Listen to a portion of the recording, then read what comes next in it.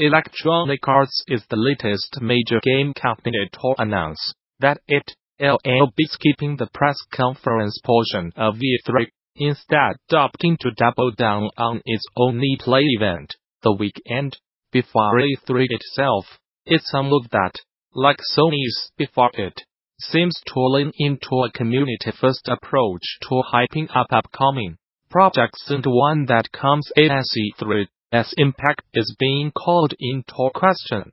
This year, you will see less talk on the market, with an event entirely focused on the heartbeat of the play of our player communities on the games they love. Reads the announcement. It says that, instead of the typical press conference, it will be hosting its free-to-attend e-play event on the weekend before E3, on June 8 and 9. Tickets for that event go live next month. But the company also says it will be directly live streaming content, like gameplay reviews, announcements, and developer insights throughout the weekend as well. This makes me the second notable game maker to essentially pull out of E3's yearly festivities. Sony announced late last year that it would not have a presence at E3 and would instead focus on finding inventive opportunities to engage the community. See Worldwide Studios chairman Sean Layden later touched more on that decision, saying that the industry itself had changed quite a bit since E3's early days, lessening E3's impact. It's a change that the show itself has seemingly been trying to compensate for through recent decisions like last year's call to open up a select number of passes to the typically industry-focused event to the general public. Though that slight shift does not look to have been a big enough change to keep Sony and it interested in the event. New numbers from the Apt Group show that 2018 was a standout year for Nintendo. In a series of tweets detailing the firm's year-end sales estimates, analyst Matt Piscotella said that the Switch was 2018's best-selling platform, both in terms of units sold and dollar sales. Not only did the Switch dominate 2018, but Piscotella also notes that the partially portable console had the highest annual unit and dollar sales total for any hardware platform in the past 3 years, beating out a record set by the PlayStation 4 back in 2015. Looking at video game hardware as a whole, the Apt says that just over $5.1 billion was spent in 2018, an 8% increase from last year's hardware spending. In just December alone, the Switch managed to beat out a 2009 record set by the Nintendo Wii for highest dollar sales in a single month. A similar milestone was also set when looking at units sold during December. Piscotella says that the Switch achieved the highest December unit sales for a single platform since December 2010. In another thread on Twitter, Piscotella attributes much of this late-year success to the December 7th release of Super Smash Bros. Ultimate, a title he says performed significantly better than he had expected, and pushed the Switch to highest sales in the year. The at-data drop also offers a peek at the best-selling games of 2019 across various platforms. But it is worth taking those sales numbers with a grain of salt. The group's reporting on game sales, particularly digital, is not an exact measurement since not all publishers fully share data on their sales with the Apt. But the charts can still offer the general idea of what games on trends attracted attention throughout the year.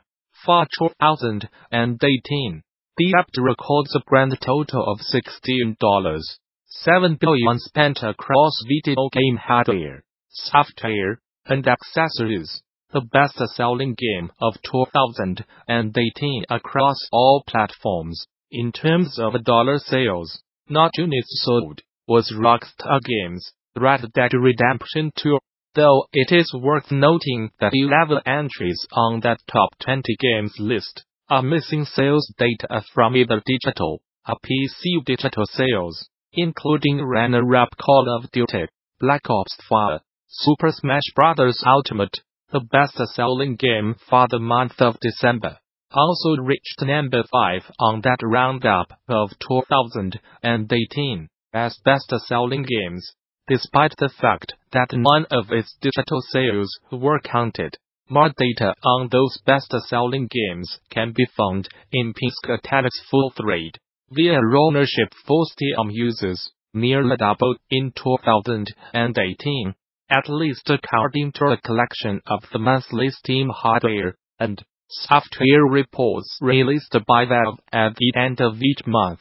Typically, those roundups offer curious at-glance month-to-month trends in US, VR, and PC component usage, but only data from the most recent month is publicly displayed.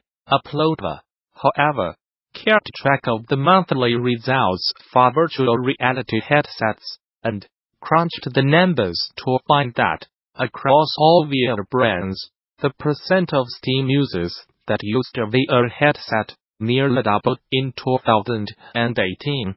According to that data, just over 0.4% of Steam users had a VR headset in January compared to 0.8 in December. On a per-headset basis, Uploadable's data shows an 85% rise in Oculus Rift users on Steam in 2018 alongside a 65% rise in HTC Vive ownership. Windows mixed reality headsets saw boost as well.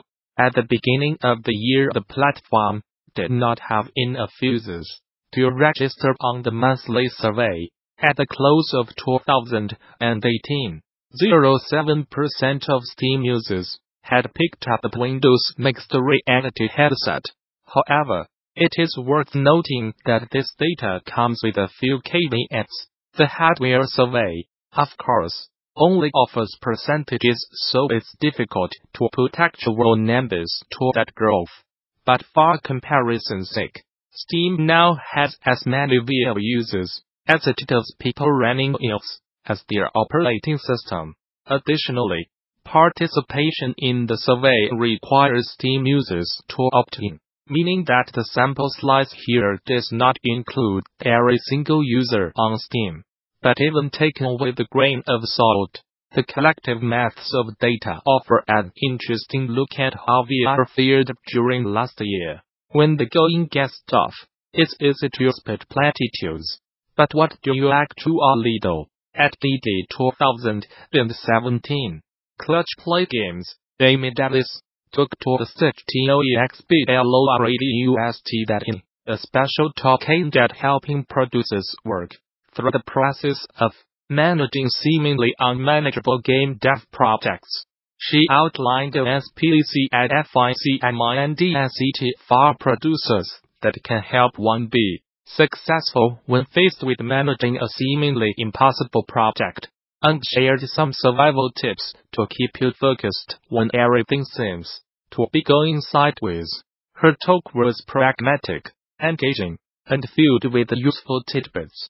So if you did not catch it live, be sure to take advantage of the fact that you can now watch it for free on the official GD YouTube channel. In addition to this presentation, THEGDC Vault and its accompanying YouTube channel offers numerous other free videos, audio recordings, and slides from many of the recent Game Developers Conference events. And the service offers even more members-only content for DD Vault subscribers. Those who purchased all access passes to recent events, like DD Vault, already have full access to DD Vault, and interested parties can apply for the individual subscription via the DD Vault subscription page. Group subscriptions are also available. Game-related schools and development studios who sign up for DD Vault Studio subscriptions can receive access for their entire office or company by contacting staff via the HGTC Vault Group subscription page. Finally, current subscribers with access issues can contact the Vault technical support. Hi, I am Toby and I am the lead on the user interface redesign for some listings. This is a major overhaul, touching every element of the OA, so I wanted to give a bit of insight into our rationale for the redesign and explain the thinking behind the decisions we have made.